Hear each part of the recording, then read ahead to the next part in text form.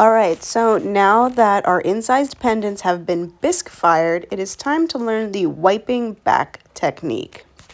For this technique, we're going to use something called underglaze. The underglaze is in a different part of the room because it is not glaze, and I don't want you guys to make the mistake of grabbing underglaze, expecting it to have the effect of glaze. The main difference with underglaze is that it is not shiny. It is matte when it is finished. I like to think of it as a colored slip, actually, so like a colored clay. So once again, it's not going to be food safe. It won't be glossy. It will become completely matte. The nice thing about it, however, is that it does not move. So if you were to paint a picture, say you painted a flower out of glaze, the chance of it mixing with the other colors and starting to melt together is very likely. With underglaze, that is not going to happen. So that is why I want to give you guys a chance to experience it.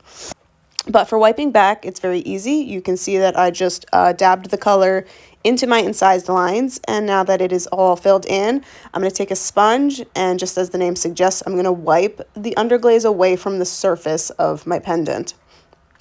I recommend having a bowl of water nearby because that sponge is going to quickly become covered in underglaze. So the more often that you dip your sponge in water and clean it out, the more likely that you're going to get a nice clean pendant.